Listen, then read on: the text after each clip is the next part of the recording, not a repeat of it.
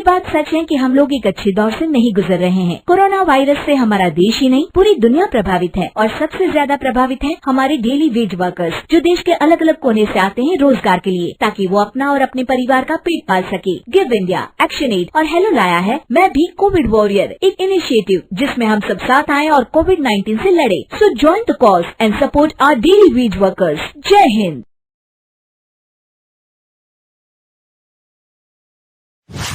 रजनी को बचपन से ही पेंटिंग का बहुत शौक था।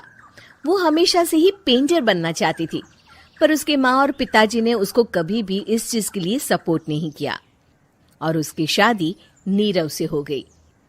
नीरव रजनी को बहुत प्यार करता था, पर रजनी हमेशा चुपचाप ही रहती। वो इस शादी से खुश नहीं थी। वो ये शादी नहीं करना चाहती थी। उसे तो हमेशा से पेंटर जो बनना था। अपने इस सपने को वो नहीं पूरा कर पाई, इसलिए वो हमेशा उदास रहती थी। रजनी, बहुत ही बढ़िया फिल्म लगी है, कल देखने चले? नहीं जी, कल मुझे बहुत काम है, मैं नहीं जा पाऊंगी। अच्छा तो कोई बात नहीं, संडे को चलते हैं। देखिए, मुझे फिल्म देखना पसंद नहीं है। आपको जाना है तो चले जाइए। नीरव को मना करके रजनी वहां से चली जाती है और अपने बैग को खोलकर उसमें बंद पड़े ब्रश और कलर्स को देखकर रोने लगती है। रजनी, चलो ना कहीं बाहर खाने चलते हैं, कुछ तुम्हारी पसंद का। जी, मुझे नहीं जाना, मेरी तबीयत ठीक नहीं है। रजनी वहां से चली जाती है। नीरव को समझ नहीं आता कि रजनी उससे इतना दूर क्यों रहती है। वो जब भी उसके साथ वक्त बिताना चाहता है, रजनी कोई ना कोई बहाना बना देती है। एक दिन घर पर कोई नहीं था। रजनी घर का सारा काम जल्दी से खत्म कर लेती है। घर पर अकेले होने के कारण वो सोचती है कि वो आज पेंटिंग करेगी। वो अपने कमरे में जाकर पेंट ब्रशेस और कलर्स निकालकर जैसे ही कलर मिक्स कर रही होती है कि दरवाजे पर बेल बज जाती है। अब कौन आ गया इस वक्त? इतनी मुश्किल से तो मुझे पेंट करने का मौका मिला है। रजनी दरवाजा खोलती है तो उसकी सास अपनी सहेलियों के साथ खड़ी होती है और सब घर के अंदर आ जाते हैं। अरे बहू, सबको शरबत बनाकर पिला दे, बाहर तो बड़ी गर्मी है। उफ। जी। रजनी पेंट ना कर पाने से उदास हो जाती है। उसे गुस्सा भी आ रहा होता है कि उसने इस शादी के लिए हाँ क्यों कह दी।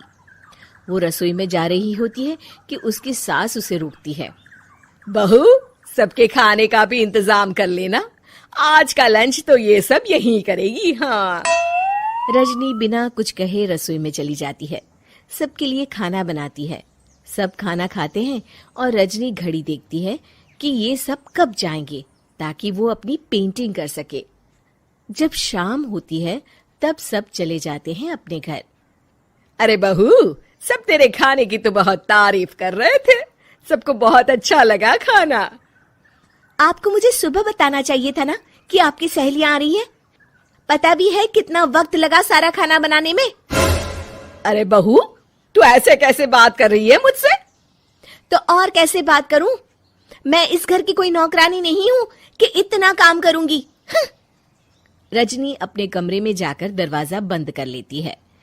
शाम को जब नीरव आता है तो उसकी माँ उसे पूरी घटना के बारे में बताती है। क्या रजनी ने आपसे इस तरह बात की माँ? हाँ, और पता नहीं उसे क्या हो गया है, शाम से बाहर भी नहीं आई है। मैंने तो कई बार आवाज दी, खाना भी नहीं खाया उसने। तू ही बात करके देख ले बेटा। नीरव अपने कमरे का दरवाजा खटखटाता है। रजनी, दरवाजा खोलो, मैं हूं। रजनी दरवाजा खोलती है और फिर वापस जाकर अपने बिस्तर पर लेट जाती है। रजनी, माँ से बात करने का ये क्या तरीका है?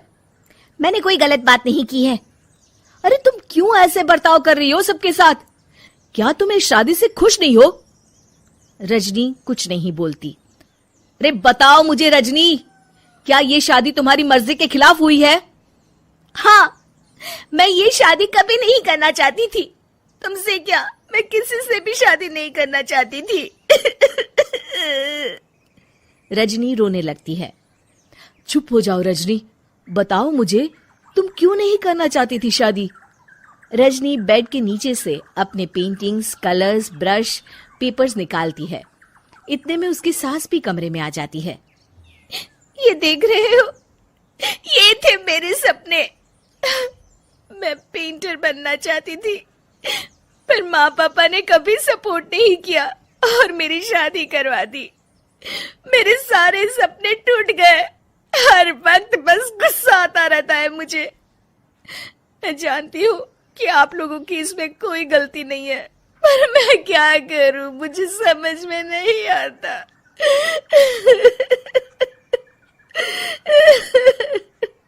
रजनी फूट फूट कर रोने लगती है। मुझे माफ कर दीजिए, आप दोनों के साथ मैं बहुत बुरा बर्ताव कर रही हूँ। अरे रजनी बेटा, चुप हो जाओ तुम। नीरव पानी लेकर आता है। ये लो पानी पियो और शांत हो जाओ। रजनी पानी पीती है और उसकी सास पेंटिंग्स देख रही होती है। अरे नीरव, हमें तो पता ही नहीं था कि हमारी बहू कलाकार है। अरे कितनी अच्छी पेंटिंग्स बनाई है, देखो तो। ये वाली तो मैं अपने कमरे में ले जाऊंगी। आपको ये पेंटिंग्स अच्छी लगी? अच्छी नहीं, बहुत अच्छी लगी। और तुमने हमें बताया क्यों नहीं? तुम जब चाहे पेंटिंग कर सकती हो रजनी। हम तुम्हारे सपनों को पूरा करने में तुम्हारा पूरा साथ देंगे। हाँ बेटा, हम कला की कद्र करते हैं। हम कलाकार तो नहीं, पर मुझे गर्व है कि मेरी बहू एक कलाकार है। रजनी, नीरव और सास तीनों हंस पड़ते।